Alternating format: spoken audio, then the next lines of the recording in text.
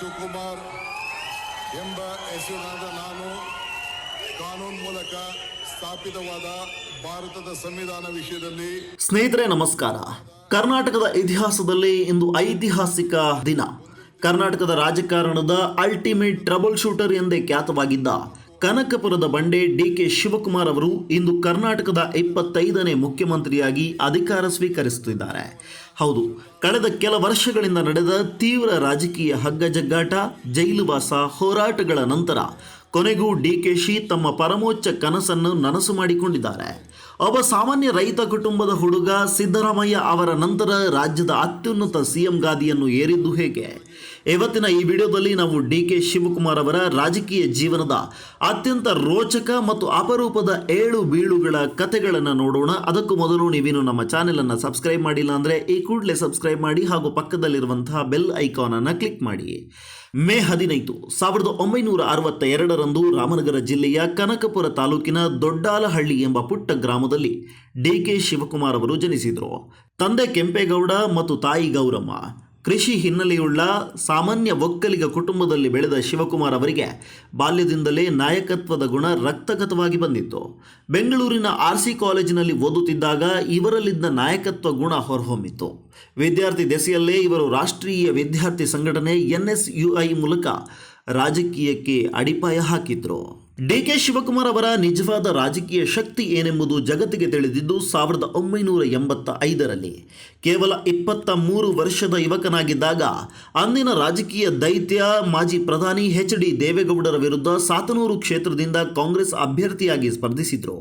ಆ ಚುನಾವಣೆಯಲ್ಲಿ ಶಿವಕುಮಾರ್ ಸೋತರು. ದೇವೇಗೌಡರಂತಹ ಮಹಾನ್ ನಾಯಕನಿಗೆ ಬೆವರಿಳಿಸುವಂತೆ ಮಾಡಿದ್ರು. ಆದರೆ ಡಿ.ಕೆ. ಶಿವಕುಮಾರ್ ಅಲ್ಲಿಗೆ ಸುಮ್ಮನೆ ಕೂರಲಿಲ್ಲ. 1989ರ ಚುನಾವಣೆಯಲ್ಲಿ ಅದೇ ಸಾತನೂರು ಕ್ಷೇತ್ರದಿಂದ ಭರ್ಜರಿ ಗೆಲುವು ಸಾಧಿಸಿ ಕೇವಲ 27ನೇ ವಯಸ್ಸಿಗೆ ವೀರೇಂದ್ರ ಪಾಟೀಲ್ ಅವರ ಸಂಪುಟದಲ್ಲಿ ಸಚಿವರಾಗಿ ಪ್ರಮಾಣ ವಚನ ಸ್ವೀಕರಿಸಿದರು. ಅಲ್ಲಿಂದ ಶುರುವಾಯಿತು ನೋಡಿ ಡಿ.ಕೆ. ಶಿವಕುಮಾರ್ ಎಂಬ ರಾಜಕೀಯ ಧ್ರುವತಾರೆಯ ಉದಯ. ಡಿ.ಕೆ. ಶಿವಕುಮಾರ್ ಅವರನ್ನು ಕೇವಲ ಕರ್ನಾಟಕದ ನಾಯಕ ಎಂದರೆ ತಪ್ಪಾಗುತ್ತೆ. ಅವರು ಇಡೀ ದೇಶದ ಕಾಂಗ್ರೆಸ್ ಪಾಲಿನ ಸಂಕಟಹರ. 2002ರಲ್ಲಿ ಮಹಾರಾಷ್ಟ್ರದ ವಿಲಾಸರಾವ್ ದೇಶಮುಖ್ ಸರ್ಕಾರ ಸಂಕಷ್ಟದಲ್ಲಿದ್ದಾಗ ಶಾಸಕರನ್ನು ರಕ್ಷಿಸಿದ್ದು ಇದೇ ಡಿ.ಕೆ. ಶಿವಕುಮಾರ್. ಇನ್ನು 2017ರ ಗುಜರಾತ್ ರಾಜ್ಯಸಭೆ ಚುನಾವಣೆಯೂ ಕೂಡ ನಿಮಗೆ ನೆನಪಿರಬಹುದು. ಅಹ್ಮದ್ ಪಟೇಲ್ ಅವರ ಗೆಲುವಿಗಾಗಿ ಗುಜರಾತ್ ಕಾಂಗ್ರೆಸ್ ಶಾಸಕರನ್ನ ಅಮಿತ್ ಶಾ ಕಣ್ಣು ತಪ್ಪಿಸಿ ಬೆಂಗಳೂರಿನ ಈಗಲ್ಟನ್ ರೆಸಾರ್ಟ್ನಲ್ಲಿ ಇಟ್ಟು ಅಹ್ಮದ್ ಪಟೇಲ್ ಅವರನ್ನು ಗೆಲ್ಲಿಸಿಕೊಟ್ಟ ಚಾಣಕ್ಯ ಎ ಡಿ.ಕೆ. ಶಿವಕುಮಾರ್. ಅಂದಿನಿಂದ ಇಡೀ ದೇಶ ಇವರನ್ನ ಕಾಂಗ್ರೆಸ್ನ ಅಲ್ಟಿಮೇಟ್ ಟ್ರಬಲ್ ಶೂಟರ್ ಎಂದು ಕರೆಯಲು ಪ್ರಾರಂಭಿಸಿತ್ತು. ಎಲ್ಲರ ಜೀವನದಲ್ಲೂ ಏಳು ಬೀಳುಗಳು ಸಹಜ. ಶಿವಕುಮಾರ್ ಅವರ ಜೀವನದಲ್ಲೂ ಅತಿ ದೊಡ್ಡ ಚಂಡಮಾರುತ ಇಡಿ ಮತ್ತು IT ದಾಳಿಗಳಾದ ಸಂದರ್ಭದಲ್ಲಿ ಕಂಡುಬಂತು. ತಿಹಾರ್ ಜೈಲುವಾಸವನ್ನು ಅನುಭವಿಸಬೇಕಾಯಿತು. ಆದರೆ ಜೈಲಿನಿಂದ ಬಿಡುಗಡೆಯಾಗಿ ಬಂದಾಗ ಬೆಂಗಳೂರು ವಿಮಾನ ನಿಲ್ದಾಣದಲ್ಲಿ ಸೇರಿದ್ದ ಜನಸಾಗರ ಇತಿಹಾಸದಲ್ಲೇ ಯಾರೂ ಕಂಡಿರಲಿಲ್ಲ.